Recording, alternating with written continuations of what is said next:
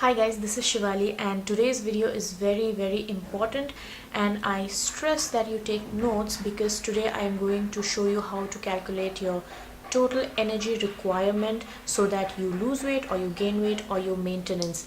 And this video will be the most important video in your fitness journey if you are someone who wants to start but just don't know where to start and how to start. So, daily calorie requirement. What is it? Calories are something which you get from food, which are converted to energy so that it allows us to exist and live. Okay? Daily calorie requirement is a simplified term for what in the fitness world is known as TDEE, or total daily energy expenditure, and it is the energy which you require daily to just exist in your lifestyle, including exercise, eating, and TDEE has some variables or some parts. The first part of TDEE is BMR, or the basal metabolic rate, and what it basically is it is the energy required by the body to just exist with zero activity. If you were to lie down in bed all day for 24 hours, the energy you would spend just for maintenance of your vital organs like the heart, the liver, the kidneys, the lungs, the skin would be the basal metabolic rate. The next part of TDEE is TEF, or the thermic effect of food. This is the energy required to digest food. The next is T, or the thermic effect of activity, and this is basically your lifestyle and exercise. One of the things that is really not mentioned while calculating TDEE is something called NEAT, or non-exercise activity thermogenesis. It is usually not taken too much into account because it is not a very big factor. This is actually a term that covers anything that is not covered by these three. So basically, let's say you went on a vacation to a hill station, and the hill station is at a pretty high altitude. At high altitude, the outside temperature is down, so your body needs more energy to maintain your internal body temperature, and in doing so it requires more calories. And that would be one example of non-exercise activity thermogenesis. So now we have all this into account. Let's go on and calculate our TDEE. Okay, the equation I will be using to calculate the TDEE is called the Harris-Benedict equation. Now this equation is the most widely used equation in the fitness world to calculate BMR, and it is also believed to be highly accurate. And they are different for men and women, so I will first give you the equation for men, and I suggest that you note this down. It is 66.47 plus 13.75 into weight in kgs plus 5.003 into height in centimeters minus 6.755 into age in years. And for women, this equation is 655.1 plus 9563 into weight in kgs plus 1.850 into height in centimeters minus 4.676 into age in years. Now you can see that in both these equations we have one figure constant into variables which are the weight and height and age, but we have a negative constant with age.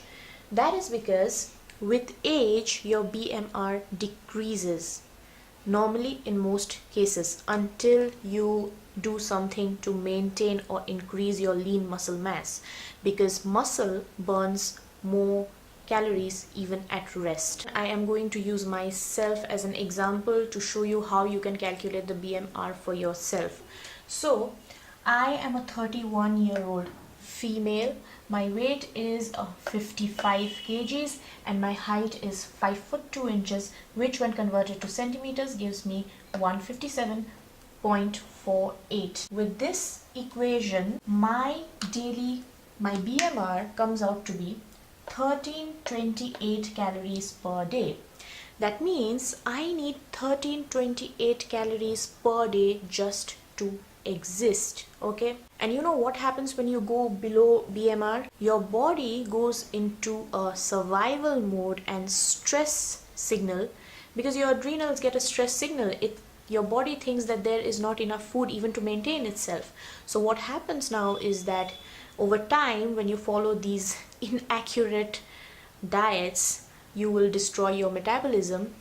You will feel like shit because your body is not even getting enough calories to exist. In some cases, your body will even go into a catabolic state, which means your body is going to start breaking down your own muscle to provide energy just to maintain vital organ functioning, because you have gone down below your BMR.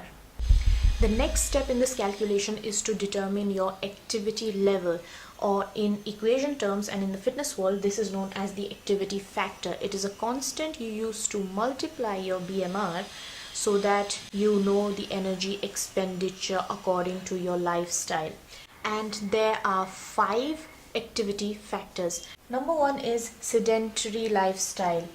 And sedentary, we all know sedentary means no activity, that is little or no exercise, a factor of 1.2. The next would be mild activity. And what does mild activity mean? It means intense exercise for around 20 minutes 1 to 3 times per week. So if you're someone who jogs for 20 minutes per day for up to 3 times a week, if you're someone who cycles for the same time, if you're someone who plays basketball, who swims, who skates for an average of 20 minutes per day 1 to 3 times a week, you will come under mild activity. Now let's say you don't exercise, but you have a job that demands that you are on your feet all the time.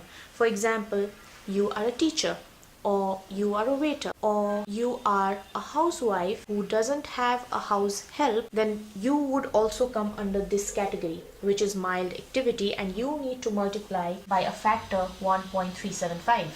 The next activity level is moderate activity level, and moderate activity would be any of the factors that I mentioned in mild activity, so cycling, jogging, skating, swimming, but for 30 to 60 minutes per day and around 3 to 4 times per week.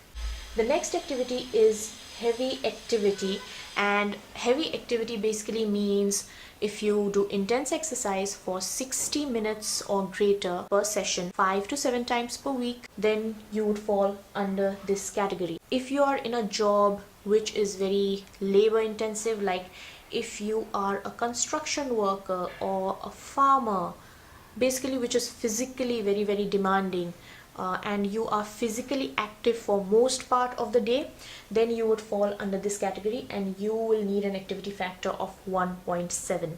The last category is extreme activity, and extreme activity means basically you are an endurance athlete, you are an athlete training for a competition. Now most normal people will stop right here. It is very difficult to achieve an activity level of these two. Now I'm going to use myself as an example to show you how to get an idea of your activity factor, because what happens is generally we tend to overestimate our activity level, and I used to do that. What we'll do is we'll calculate the TDEE by multiplying with the activity factor, and multiplication means it will increase a lot. So even a little overestimation will lead to a lot of overestimation in calories. So my exercise routine right now is I do strength training 2 days per week, and all my sessions last for a maximum of 45 minutes, including warm up and cool down. And I do low intensity cardio 2 days per week, and all my cardio sessions last from 60 to 90 minutes. And by low intensity cardio, I just mean walking. This is just a fancy term. I just walk for 60 to 90 minutes 2 days a week. Okay, so right now my sessions are something like per week sessions are something like I do 4 days workout and 3 days rest. So that would put me somewhere in the mild category activity, right? Give me an activity factor of 1.375, right? But I don't have a house help, so that combined with my lifestyle, I would put myself in moderate activity, okay, which gives me an activity factor of 1.55. So my TDEE, or total daily energy expenditure, would be my BMR, that is 1328, into my activity factor, that is 1.55, which gives me 2059 calories per day. Now this will be slightly higher because I did not take into effect the thermic effect of food, which is basically very less in my case. It is just your BMR into 0.1, so which is for me 132 calories. So if you want, you can add this to your daily energy requirement. If you want to lose weight, you need to eat less than this. If you want to gain weight, you need to eat more than this. And if you just want to maintain, then you need to eat somewhere around this, depending upon what this is for yourself. Now let's say I want to lose weight. Okay, let's say I want to lose 5 kg, and it's very important to set yourself a time. Here I want to point out that the safe losing weight level is considered to be 1 kg per week. And when I say weight, okay, in everything throughout this entire video, when I say weight, I just mean fat. I mean fat loss. I don't mean muscle weight. I don't mean water weight. I just mean fat. 1 pound of fat is 3500 calories. 1 kg is 2.205 pounds, which means 1 kg of fat is 7718 calories roughly. That means to lose 1 kg of fat, I will need to burn 7718 calories. To burn 5 kg of fat, I will need to burn a whopping 38,588 calories. Yeah, and now I don't want all of you to panic. This is nothing. We can do this, and this is very doable and achievable. Okay, so 38,588 divided by 6, because my target is 6 weeks, so divided by 6, that means in 1 week I need to burn 6,431 calories, and we need to get the per day effect. I'll divide this by 7, so in 1 day I will need to burn 919 calories. Okay, so whatever I do, my per day goal should be whatever calories I take in and whatever calories goes out. At the end of the day, I need to be in a negative figure of 919 calories, and this figure is known as something called caloric deficit. And this is your key when it comes to fat loss. If you are not in a deficit, you will not lose fat, period. So there are 2 ways to achieve this caloric deficit. My deficit target is 919 calories. I can achieve this either by eating less or by training more. Okay, let's consider the first case. Let's say I don't want to exercise anymore, and I just want to achieve my calorie deficit through food, through eating less. So I go down on food. My TDE is 2059. I subtract 919. That gives me a daily caloric recommendation of 1140. Now what is this? This is less than my BMR, and then I am going to feel like shit. So yeah, this is not a way to go. I will not in any case go below 1350, and that is why I stressed in my last video that this number is very important and it should be personalized to everybody. So I will not in any case go below 1350, which is slightly higher than my BMR, because I said I did not consider the thermic effect of food. I need to do that. So I added a little bit, 1350, and this will actually be a little higher when you actually eat, because we will add seasonings and all.